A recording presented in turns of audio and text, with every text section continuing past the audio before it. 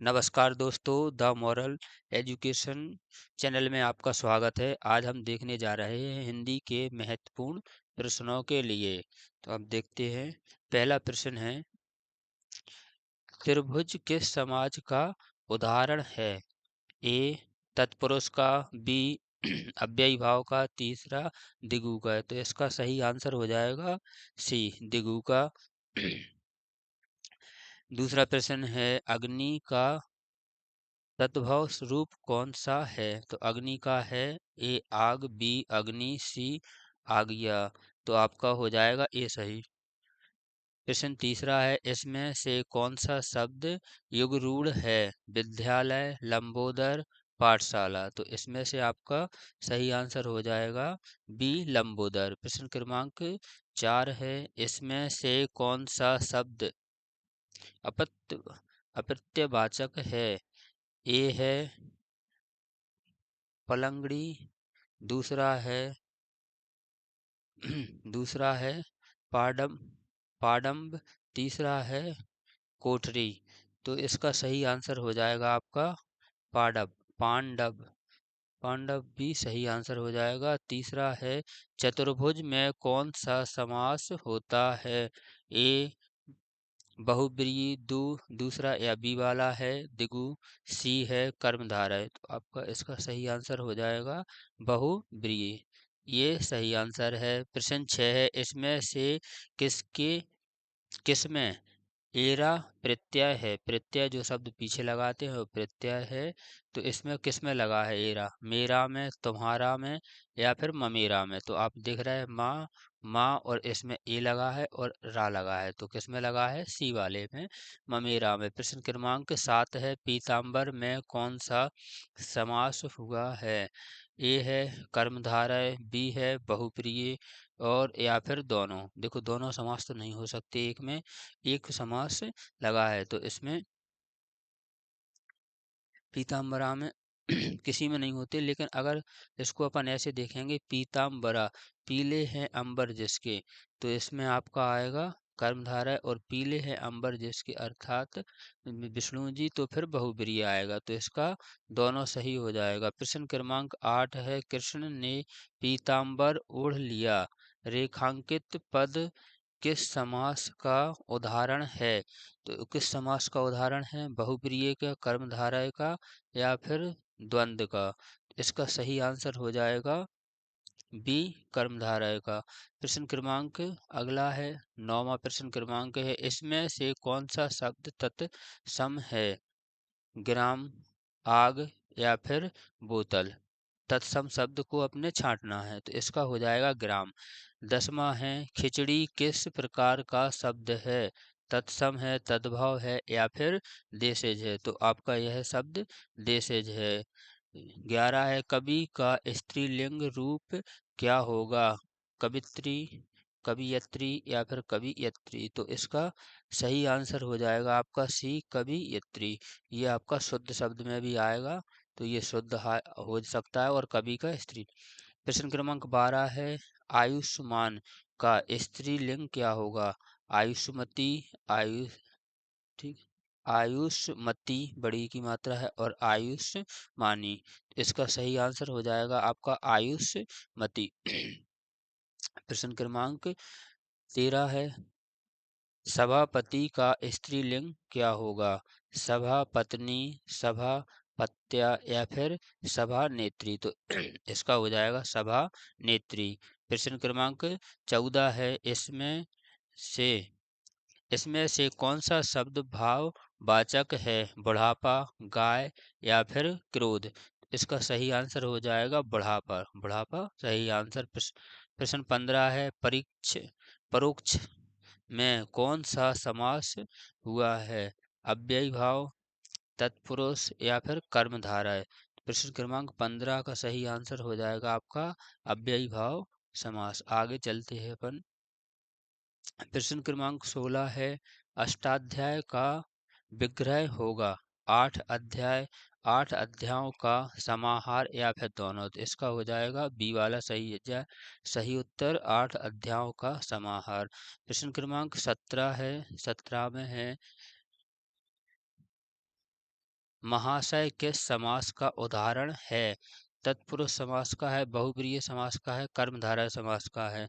तो आपका है ये कर्मधारय समास का सी सही आंसर हो जाएगा। प्रश्न क्रमांक 18 है, पद पंकज का समास विग्रह कीजिए। पंकज के समान पद, बी वाला है पद और पंकज, सी वाला है पद का पंकज। तो आपका 18 का सही आंसर हो जाएगा पंकज के समान पद। ये सही आंसर। प्रश्न क्रमांक 19 है, शब्द और पद दोनों डैश हैं, खाली स्थान में क्या भरना है? अलग हैं, एक है या फिर समान है। तो आपका सही आंसर हो जाएगा एक है, शब्द और पद दोनों एक हैं। प्रश्न क्रमांक 20 है, पर्यक का तद्भव रूप क्या है? इसका हो जाएगा आपका पलंगड़ी, ए वाला है पलंगड़ा या फिर पलंग। तो आपका 20 वाले का सही आंसर हो जाएगा पलंग, सी सही आंसर। 20 का सी है। प्रश्न क्रमांक 21 है, से 21 है, इसमें से तद्भव शब्द बताइए। सर्प, खीर या फिर शुक्ल शुष्क। प्रश्न क्रमांक 21 का आपका सही आंसर हो जाएगा आपका खीर। तद्भव शब्द खीर कौन सा शब्द है? तद्भव शब्द। प्रश्न क्रमांक 20 है, पन घट शब्द। पनघट शब्द कैसा है? रूढ़ी है, यौगिक है या फिर युगरूढ़ है? तो आपका पनघट शब्द है आपका यौगिक है। प्रश्न क्रमांक 23 है, क्रिया विश्लेषण शब्द खाली स्थान में भरना है, के अंतर्गत आते हैं। किसके अंतर्गत आते हैं? ठीक है ना, अविकारी शब्द के अंतर्गत, विकारी शब्द के अंतर्गत या फिर दोनों शब्द के अंतर्गत। तो ये आते हैं अविकारी शब्द के अंतर्गत। ये सही आंसर है। प्रश्न क्रमांक 24 है, निषीध निषीध का अर्थ है, ए है निशा में स्थित रहना, बी है आधी रात और सी है चंद्रमा। तो आपका इसका सही आंसर हो जाएगा आधी रात, बी सही आंसर है। प्रश्न क्रमांक 25 है, इसमें से बेमेल शब्द है उपेक्षा, रूढ़ी रूढ़ा रीड़ा या फिर कृषाणु। इसका 25 का आपका आंसर हो जाएगा सी वाला कृषाणु। प्रश्न क्रमांक 26 है, प्रश्न क्रमांक 26 है, चूहा का पर्यायवाची शब्द है। चूहा का पर्यायवाची शब्द क्या है? तो आपने ये बताना है चूहा का पर्यायवाची शब्द। इसमें हमने आंसर नहीं आ पाए हैं, हम लिख देते हैं। ए नंबर पे है आपका, ए नंबर पे है आखू, ठीक है। बी नंबर पे है आपका खनक और गा, यानी सी नंबर पे है आपका रजनीचर। सी नंबर पे आपका है रजनीचर। तो इसका आपका सही आंसर हो जाएगा आखू। आखू दोबारा से साफ में लिख देते हैं, आखू आपका सही आंसर हो जाएगा। प्रश्न क्रमांक 27 है, अति भ्रष्ट का मूल शब्द है, अति है, भ्रष्ट है या फिर यति है? तो इसका आपका सही आंसर हो जाएगा वृष्टि। वृष्टि आपका मूल शब्द है इसमें।